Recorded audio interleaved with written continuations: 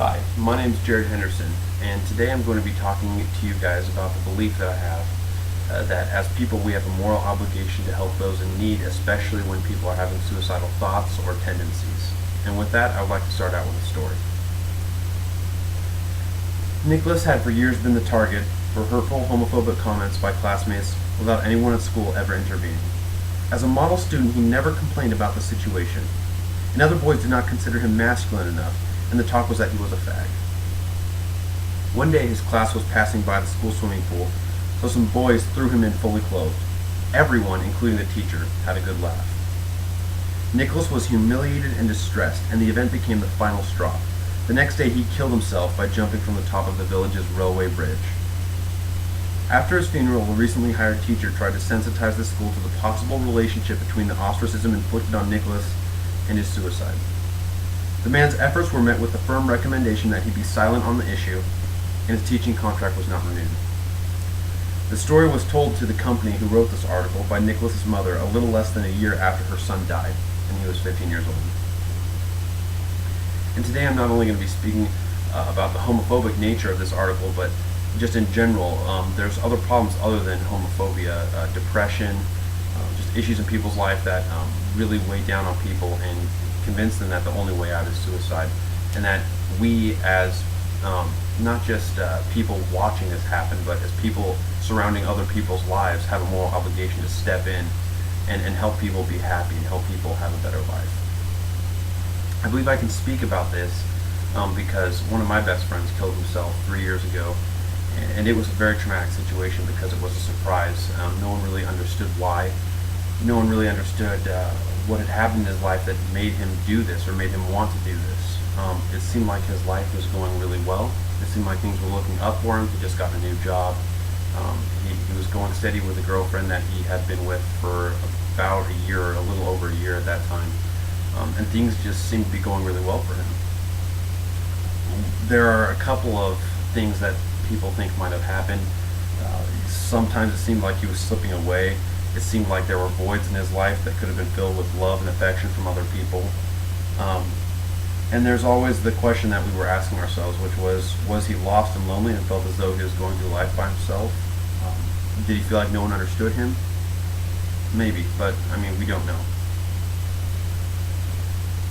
On another note, I believe it is logical for you to agree with me that we have a moral obligation to help people and prevent suicide, because people want to live. It is what we are born to do.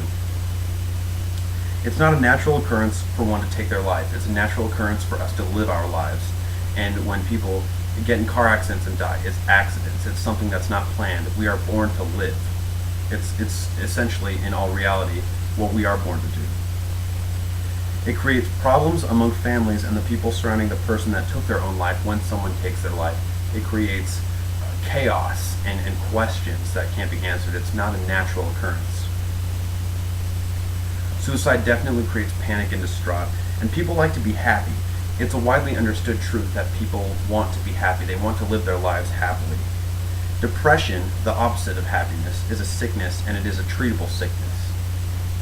The person wanting to commit suicide is not being logical with their decision to do so because they cannot see past the problems that they are encountering, but they instead can only see the problems directly in front of them, almost like a wall. There's a wall directly in front of them. They can't see past that problematic wall. They only see that wall.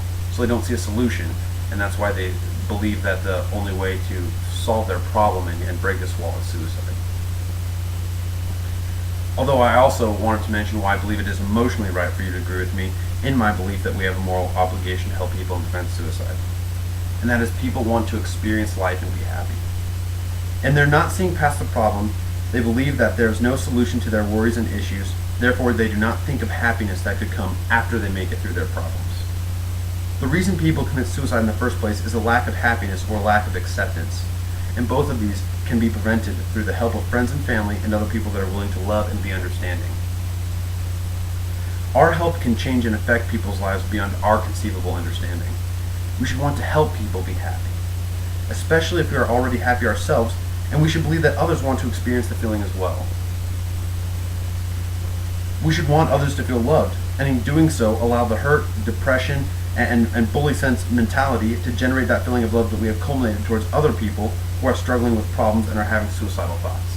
We want the people we are helping to experience that love, so then they can take that and that happiness and that joy in their life and engage in others and allow them to experience that as well. Others, when they realize that other people have a problem, it's not just them, that they are able to just reach out and help and be a part of other kids and adults and people's lives and help them as well.